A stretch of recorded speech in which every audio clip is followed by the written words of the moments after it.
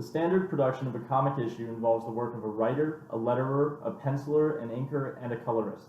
The writer's job is to write and direct the narrative. The letterer styles the text for the speech bubbles. The penciler then draws rough sketches, and the inker brings depth and definition to them. But it is the colorist who is able to impact how the reader sees each panel. The significance of color is very apparent in the works of Francesco Francavilla, artist and colorist for Detective Comics' The Black Mirror with Scott Snyder. The Black Mirror story arc has Dick Grayson as Batman, or the detective, facing off against the likes of Tiger Shark and Commissioner Gordon's son, James, as Bruce Wayne sets up Batman program in other cities.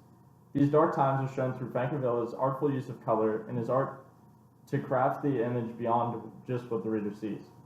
You see, color is a powerful aspect of visual communication, especially when a colorist takes advantage of deeply ingrained associations to specific colors.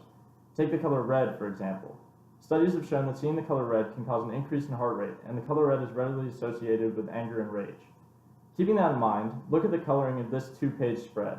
Obviously dominated by the large panel on the primary diagonal, this red-dominated color scheme emphasizes the speed and intensity of the fight sequence depicted. Red is also associated with danger and distress. As Batman fights some men at the docks, a toxic gas in his bloodstream that causes him to hallucinate disorients him in the middle of a fight.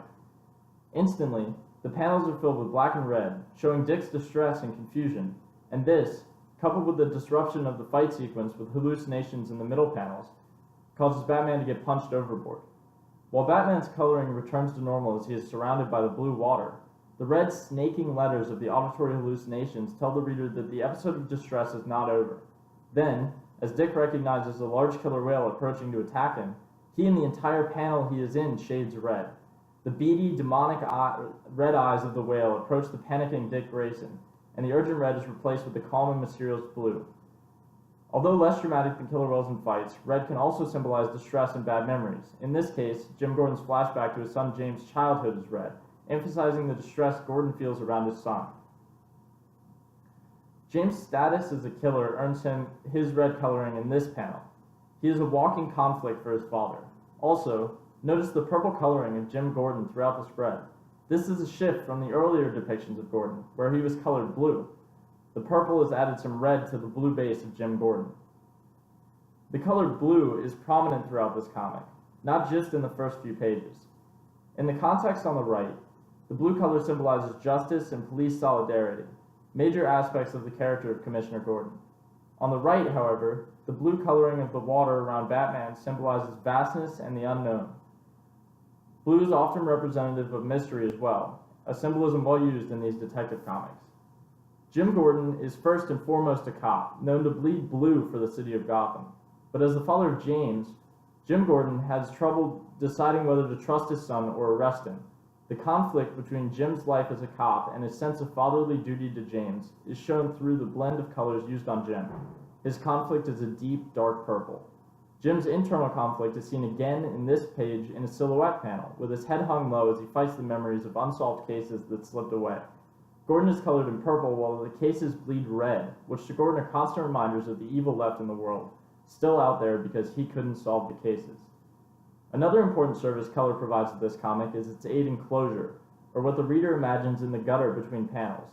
Many comics are dominated by white gutters, areas of limbo where all light hitting the page is reflected to the reader. It brings to mind a Pirates of the Caribbean-esque setting. This allows the reader a blank slate to imagine upon, to fill the gap. The gutters in this issue, and in almost all Batman comics for that matter, are black. They reflect almost no light. They take it all in, empty the space completely, and give the reader a void to fill. Instead of affording the reader the opportunity to ponder what might happen between each panel, the void created by black gutters pulls the first thoughts from the reader into the page, limiting the creativity of the reader. This is important to the tone of the comic. In respect of Batman, Gotham City is a city that operates in darkness. The black gutter creates a void that pulls on the reader not to imagine, but to quickly fill the vacuum of empty space. This pull is similar to how the city of Gotham pulls and stresses the characters in the comic. This stress and strife is made obvious in this case through the coloring of Jim Gordon, which was addressed earlier. However, the major shift from blue to purple represents a macro-scale conflict. The subtleties lie in the slight, barely noticed shifts in coloring between panels. By keeping the broad symbolism of colors in mind, Francavilla attaches large meaning to seemingly small details. Take Gordon's glasses. In the beginning, Gordon's lenses reflect what's around them, the yellow of the lamp, the blue of the dark aviary scene, and the computer screen. They hide Gordon's eyes behind the dominant color of the scene. But suddenly, when Gordon recognizes his son on tape, his lenses become a nearly clear blue, showcasing the shock of the realization. This pattern continues, reflecting the color of each scene unless the focus is placed specifically on Gordon's eyes, until James Gordon approaches Jim at the diner. The overwhelming color of the panels is now red, yet Jim Gordon's glasses never take on that appearance. They remain in nearly clear blue, shifting slowly towards purple, but never reflecting the conflicting red around him. The color of Gordon's lenses, therefore, acts as an indicator of how Gordon sees the world around him.